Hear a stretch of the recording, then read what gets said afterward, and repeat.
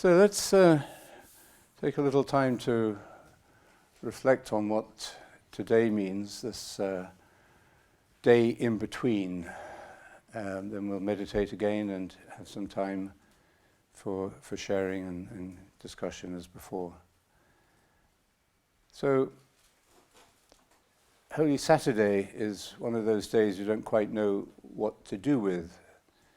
I love Good Fridays because everything is finished by 3 o'clock and you have this feeling of you don't have to do anything. There's no more talks and there's no more anything. You've done all things you had to do. And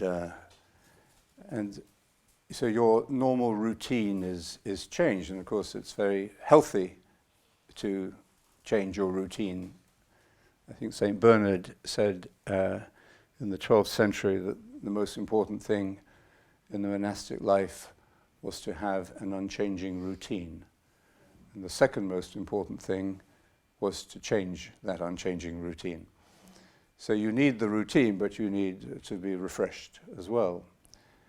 And that idea of change within what is constant, within what is continuous and stable, that's, I think, very much part of what a healthy life and a healthy mind is about. When I am here on the island sometimes and I just make a quiet retreat on my own, and I have a few days, and basically you get into a routine more or less and do the same thing every day, and there's no external interruptions for a while. But no day is the same. Something always happens. You know, maybe you forget to turn the oven on for your meal, or you're out walking and you bump into somebody new and you have a change, or you hear about something. So it's inherent in life that there is change and growth. And yet we need this balance between continuity and stability and refreshment and renewal and challenging, of course. And I think we also see that in meditation. Sometimes people are a little challenged by the idea of meditation because it seems boring. You know, you sit down and you do nothing and you let go of your thoughts, and you're not planning, you're not fantasizing, you're not analyzing anything or judging anything. You're just laying all of that sort of stream of mental consciousness, you're just laying it aside. And people are often a little nervous about it because it seems boring to them.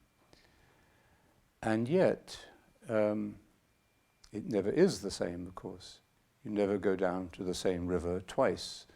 The river is always flowing. It's the same river, it has the same name, it's in the same place, but the river itself is alive, it's flowing, it's changing.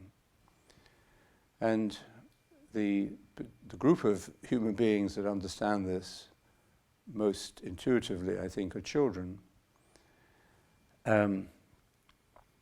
Sister Murray yesterday spoke with the children, the servers at the Mass in the church, and gave them, as you probably heard during our meditation, they had their own little meditation session in between. And I had asked them before, would they like to have it, because they used to have meditation in the school here, and then that fell by the wayside, but most of them still remember it.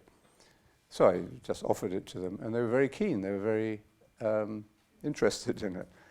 So she met with them and they meditated, and you said they were very keen, and I showed them the app. Oh yes. So they were very keen on that, and because I said their mothers would have a smartphone or someone at home. Yes. And they thought that was really good, because then we had the time. I don't know if anyone heard the little. You did? Yes, we heard it going off in the yes. So Just 5. Exactly what the adults were doing. Yeah. They loved it, and they said, "Yeah, we'll do this. We're going to continue this." So Yeah, it was great. I'm sure you sort of refreshed it for them, and the elder school, in high schools, and Not yet. She said the high school she's going to does it or something. Oh, yeah, next year I think she goes, yeah. So that's good. So, it's, yeah, thank you for doing that. So children have this this intuitive awareness that the freshness and the newness is within ourselves. It isn't only about, having new clothes or new technology or new things around you. It's not just about novelty. Newness is not just about the novelty, which of course keeps our consumer society driving.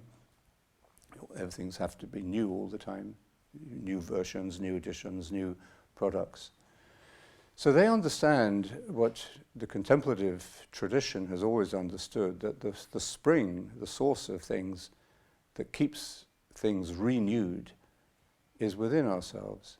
And I think I was talking to a student recently who told me that he was a perfectly ordinary guy, really, but he was unusual in that he had grasped or he had understood this contemplative dimension of life quite early in his life. For a number of reasons, he was able to have picked this up. And he said to me at one point, one of the things, using the word in a slightly different way than I was using it, but he said one of the things that his generation lacks is the gift of boredom. And I think by boredom, he didn't mean what we fear boredom to be, which is, a sort of deathly, exhausting, life-denying kind of state. But by that he meant this quality of stability, this quality of sameness, which is renewed and refreshed by the spring, the source of life, of being. That we have to find it in ourselves. If we don't find it within us, we can't live it and we can't renew the external aspects of our lives. We're always looking outside stimulus, outside events or experiences for what we need to find within ourselves, that spring of living water that Jesus says flows within us. So I think Holy Saturday is one of those days, like Good Friday in a way, where you change the step liturgically, and if you're thinking about the meaning of these days, if you've entered into the story, into the symbolism, then we're in this sort of we're in the story. We're waiting to see what happens next, and the symbols can speak to us in very powerful ways. Symbols are great sources of healing. Carl Jung said that this purpose of symbols is that they give us life and they renew us. But we have to enter into the symbol and see it as something living, not just as a dead routine that you repeat, not just an empty ritual, and not just a belief either.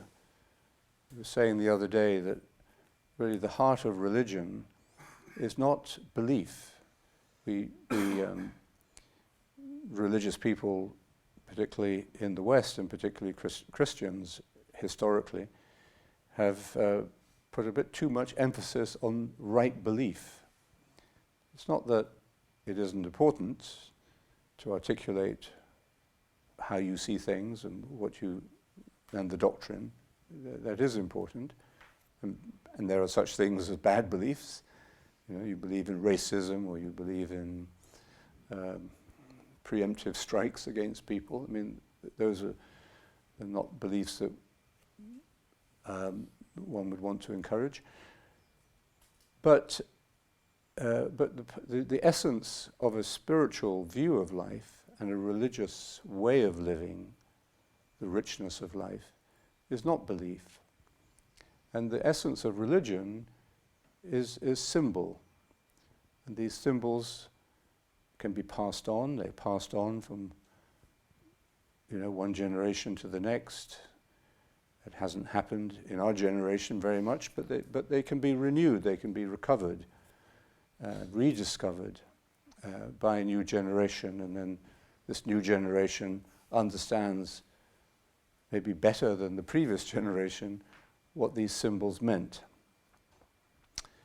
So Holy Saturday, I think, is one of those days within the liturgical stream, the repetitive cycle of the year, where we have this opportunity to change our step and look at things a little freshly and differently, and preparing as we are now for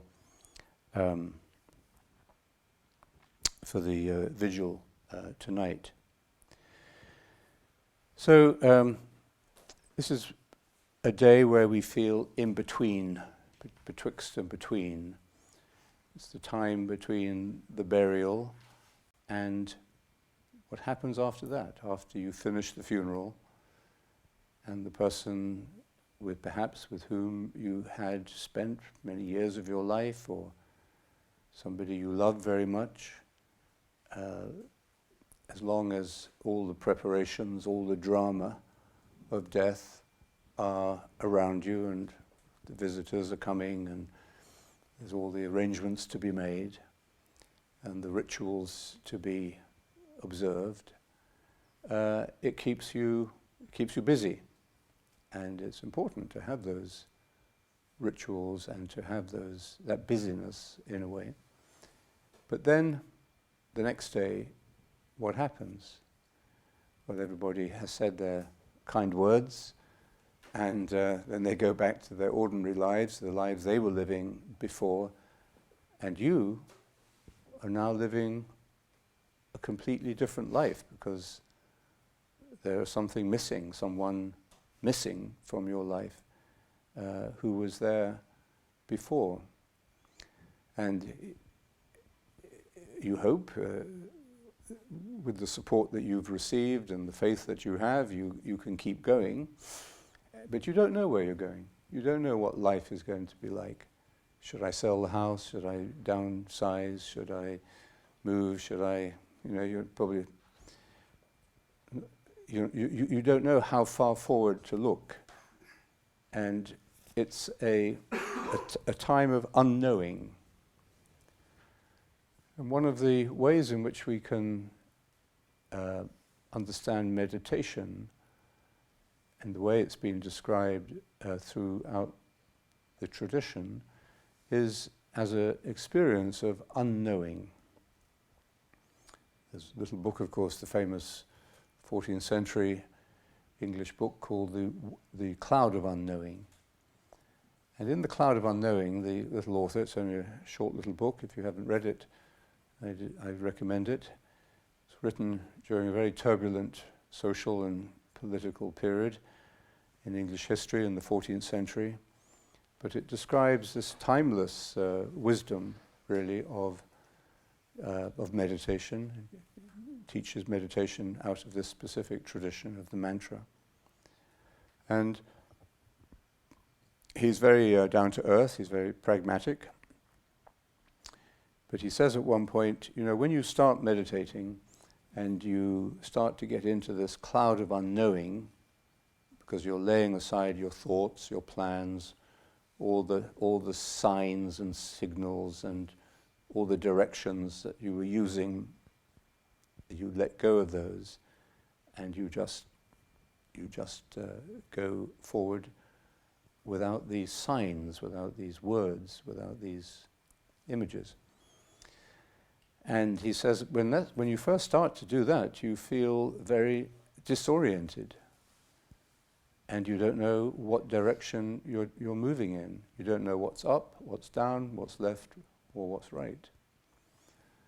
And I remember that some years ago when we had a big seminar in Northern Ireland, in Belfast, and the Dalai Lama was our principal speaker there. And I was in a little plane flying from Belfast to Derry, and it's just maybe a 5-seater, and I was sitting next to the pilot, and he was sitting behind me with a couple of other people. And as it was only a short flight, and it was quite a clear day like today, and then the pilot said to me, "Would you like to take the controls?" So the Dalai Lama heard this and said from behind, he said, well, very safe. We have spiritual and scientific. So so I said, yes, okay. So I mean, I wasn't quite sure how much control I had, but I thought I was steering it in a way in the right direction, keeping it up in the air. I mean, he was obviously had the major control. But then suddenly we went into a cloud. And in an instant, I lost all sense of direction. We could have been going up like that, or down, or left or right. And, you know, when you try to imagine these changes of scene, you always imagine yourself as a fixed observer, a fixed point. But when you're actually in it, you're not. Your point of reference, your way of observing things itself has changed. So it was a little panicky, and I was very glad that I had the trained pilot sitting next to me, and who had the experience, and was probably also had his radar as well. So what the Cloud of Unknowing, the author of the Cloud of Unknowing is saying is something we all experience when we begin to meditate, this feeling of disorientation. It's a little like when you're driving somewhere and you're following the road signs, and then, wouldn't you know it, you get to a junction in the road and there are no signs. It's that feeling of being in a different way of relating to the space around you. Now, this unknowing, though it's disorientating, it's not unconscious. You're not unconscious. But the temptation could be that you prefer to be unconscious rather than stay in the unknowing state. So we saw how the disciples fell asleep again in the Garden of Gethsemane, because this was clearly a strange, unusual time. They sensed or knew that this was going to be his last night, their last night together. And it's very easy when you're facing the unknown just to turn off, to fall asleep. And there are variations on this, even when you're meditating. It's easy to prefer to go into a half drowsy state where you feel, oh, this is nice, meditation's very nice, very peaceful. You know, I can just sort of half relax. I'll half say the mantra now.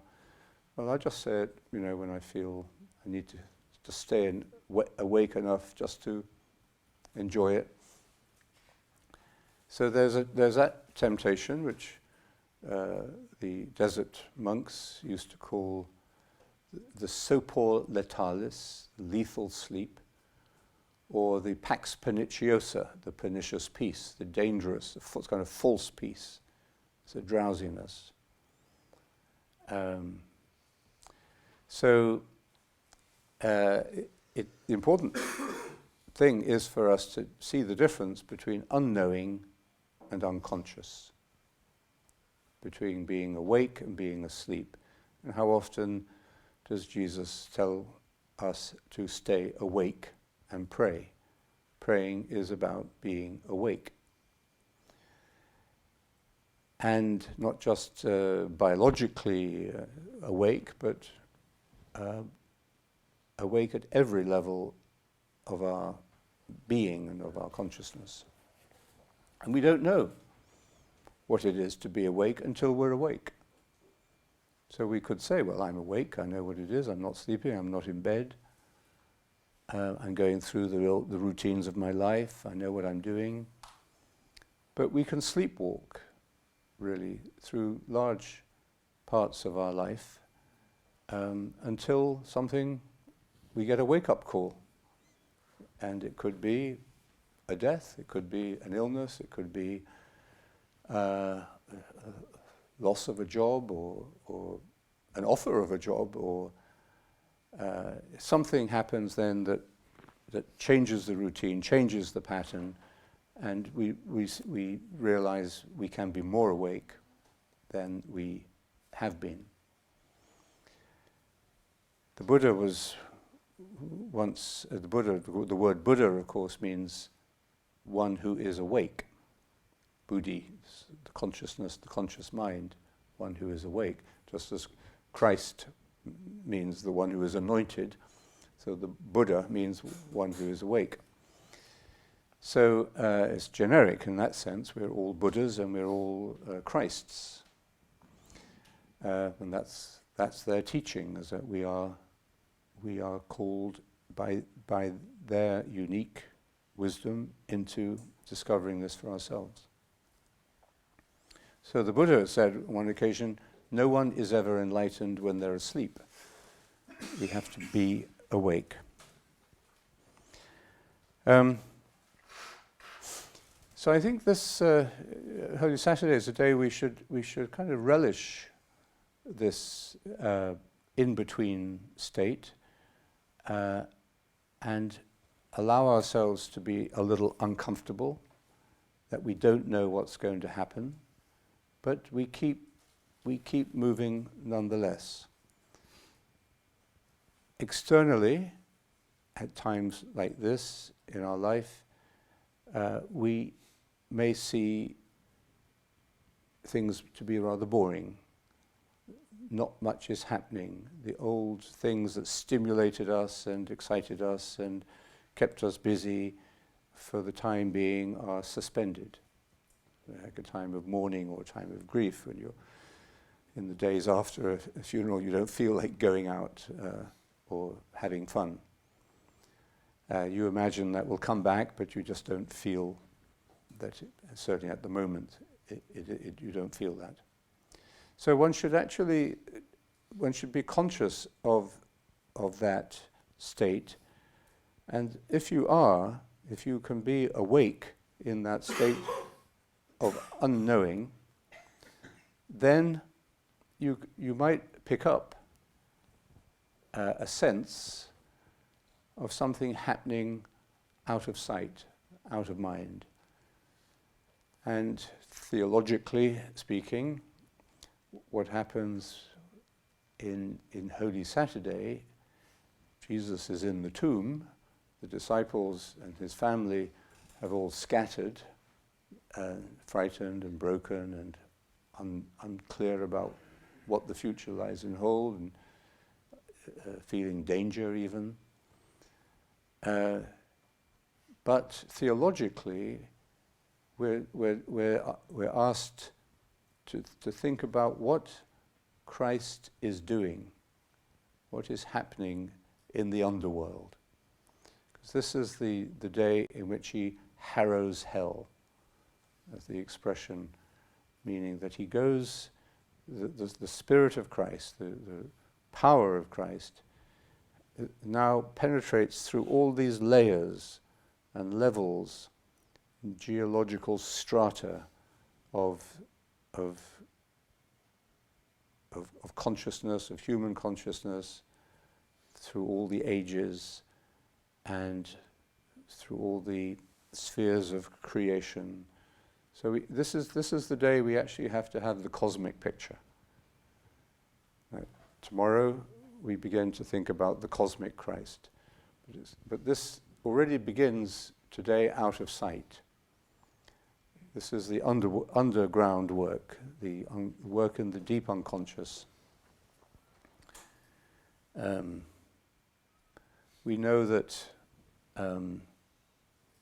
the universe is made up of energy, but that also that 98% of that energy and matter, which is a form of energy, is something we cannot see. We can see the effects of it, but we can't see dark matter, dark energy. We know that it's there because of the gravitational effect it has on everything around it, so there must be something there, but we don't know what it is. And it's by far the greatest amount of energy in the universe, and we don't know what it is. But we know that it's there. Well, then that's a kind of, I mean, I suppose the dark metaphor for that would be reading the other day about the dark web, the internet. And this is, I don't know if it's bigger than the real web, but anyway, it's the other side of the web. This is where the terrorists and other people who are doing bad things that they want to keep hidden, this is where they hang out, in this sort of netherworld of the dark web, so which we can't see when we go onto Google, not aware that all of this is there. So that's the sort of the shadow side of that, of the unconscious. So today, theologically, we're asked to reflect upon Jesus,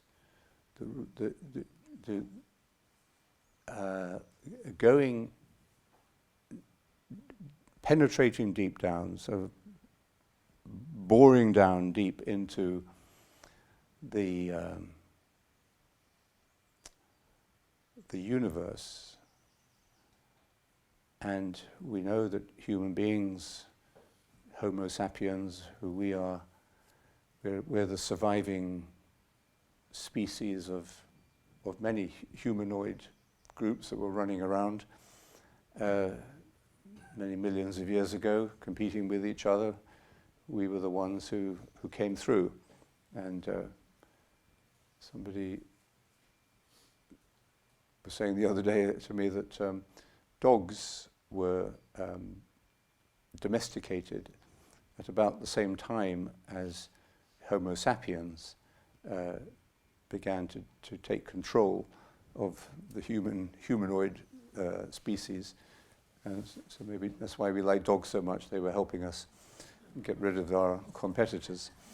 But anyway, we have this, and occasionally even nature gives us a little insight genetically into the fact that these layers and layers, these strata of consciousness, of the animal, mineral, vegetable, herbal world, and of its interconnectedness, that this is there, but we don't see it. So the idea today of Holy Saturday is that Jesus is bringing into that underworld, or the unknown world, what he brought to us in the visible world. And what did he bring to us? He brought to us the power of consciousness, the power of love, a very simple but transformative perception, teaching and wisdom, and that is authenticated not just at an intellectual level, but is authenticated by the experience of love. If his teaching were not totally compatible with our experience of love, it would just be another ideology. Pope Francis says, do not turn the gospel into another ideology. You can't turn love into an ideology. So the wisdom that Jesus communicates to us in the conscious world, and we read and share it in the Gospels, is the wisdom of love, and he brings the same divine consciousness redemptively to enlighten these darker depths of our world, the network of being that we are part of, although we don't see it. And so it's as if he's sort of diving down deep into the depths of the ocean, where there are all these forms of life that we hardly can imagine or know about. But then he turns around and he bursts back and breaks the surface again in the liturgy tonight, where the light, when we walk into the church tonight, bringing the Paschal candle, sort of the light of consciousness begins to glow and in the darkness, and then it gets passed on from one person to another as we light each other's candles. So it's something we can keep in mind, perhaps as we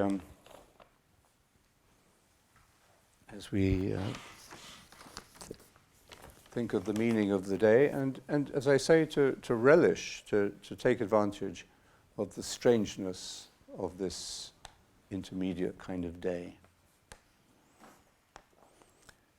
So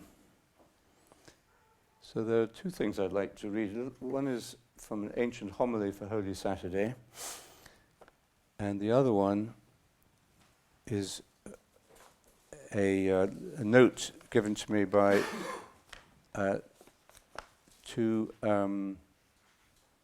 child, a girl in a school. I'm not quite sure where the school was,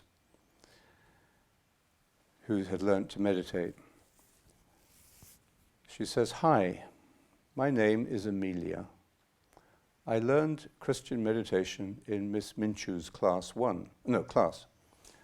I use it before golf because it helps me concentrate and not be nervous, and I hit the ball good."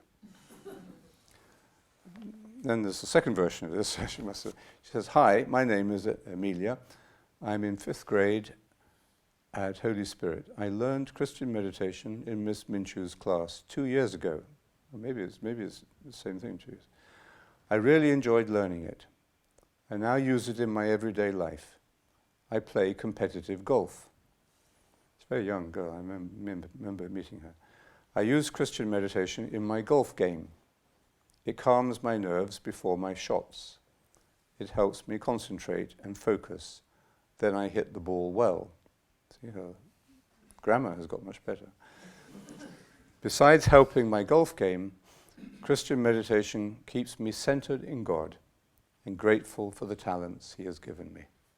Isn't that beautiful? So it's very incarnate. So she sees the fruits of meditation in her game. She loves this, and it's competitive sort, but she's not spoiled by the competitive nature of it.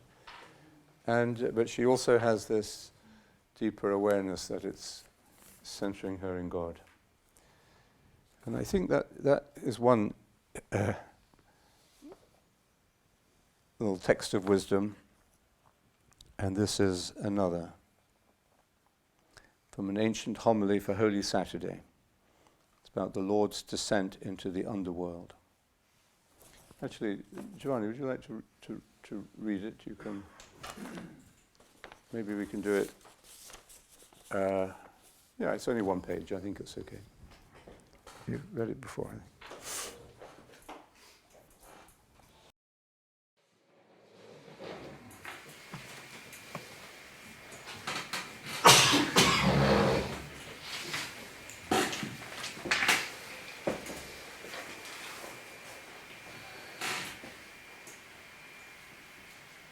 From an ancient homily for Holy Saturday, the Lord's descent into the underworld.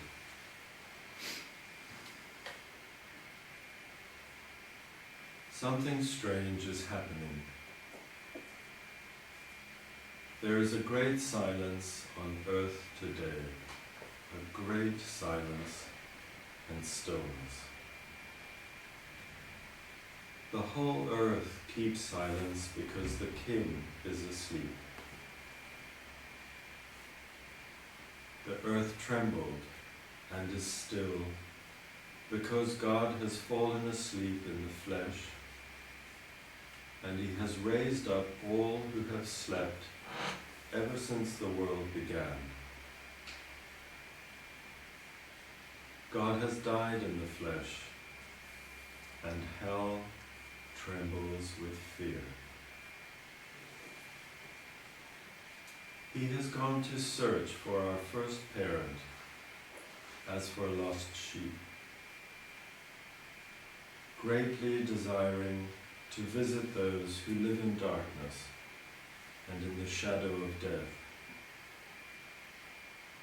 He has gone to free from sorrow the captives Adam and Eve, he who is both God and the Son of Eve.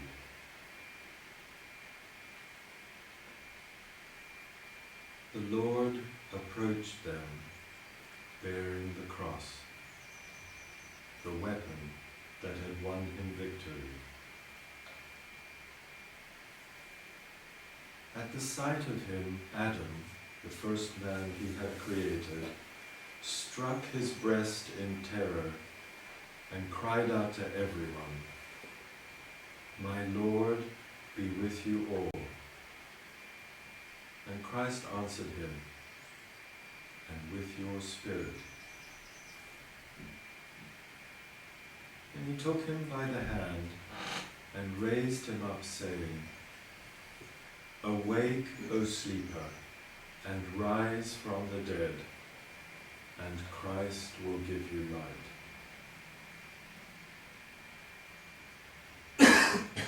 I am your God, who for your sake have become your son.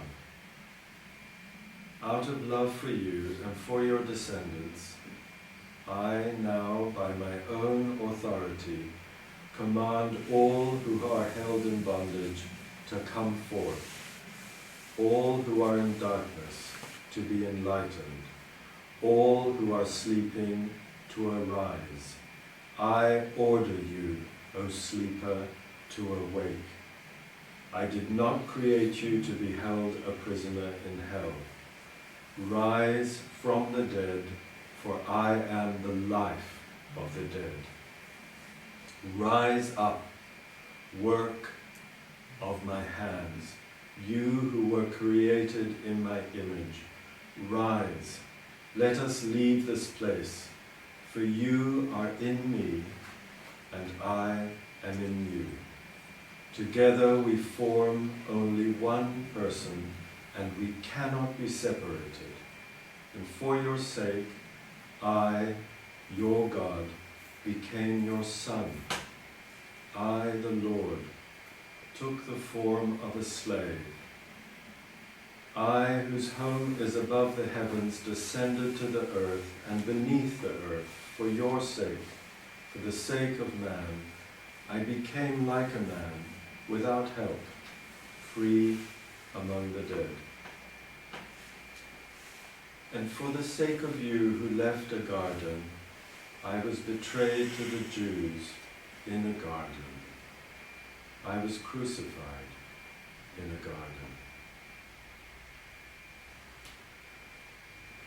See on my face the spittle I received in order to restore to you the life I once breathed into you. See there the marks of the blows I received in order to refashion your warped nature in my image. On my back see the marks of the scourging I endured to remove the burden of sin that weighs upon your back. See my hands, nailed firmly to a tree. For you, who once wickedly stretched out your hand to a tree. I slept on the cross, and a sword pierced my side. For you, who slept in paradise and brought forth Eve from your side. My side has healed the pain in yours. My sleep will rouse you from your sleep in hell. And the sword that pierced me has sheathed the sword that was turned against you. Rise. Let us leave this place. The enemy led you out of the earthly paradise. I will not restore you to that paradise, but I will enthrone you in heaven. I forbade you the tree that was only a symbol of life, but see, I who am life itself am now one with you. And I appointed cherubim to guard you as slaves are guarded, but now I make them worship you as God. The throne formed by cherubim awaits you, its bearers swift and eager. The bridal chamber is adorned, the banquet is ready, the eternal dwelling places are all prepared, the treasure houses of all good things lie open. The kingdom of heaven has been prepared for you from all eternity.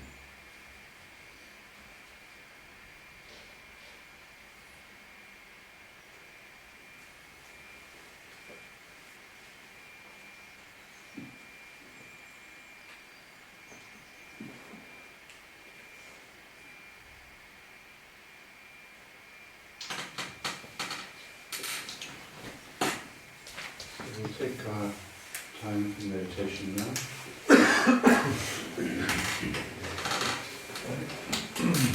Just remind you again of the way, the very simple way. First of all, let your body become conscious so that you can allow the body to anchor you in the present moment. Meditation is a very embodied spirituality, a very embodied way of prayer.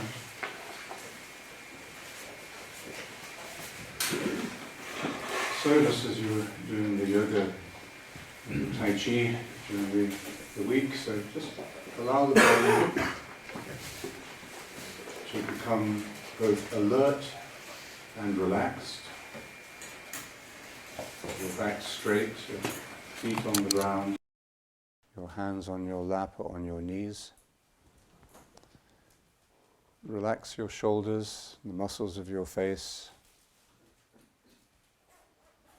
And just turn your attention for a few moments to your breathing. You breathe in and accept the gift of life. And because it is a gift, you let it go, you breathe out again. Just be conscious of that cycle of breath.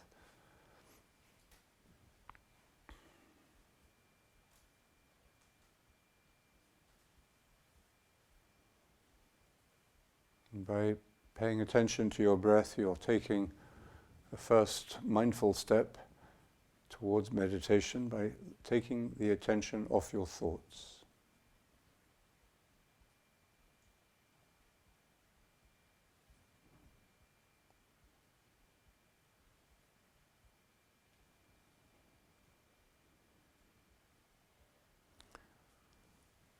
Now we go a little deeper as we introduce the mantra, the word, and begin to repeat our word during the whole time of the meditation, listening to the word as you say it.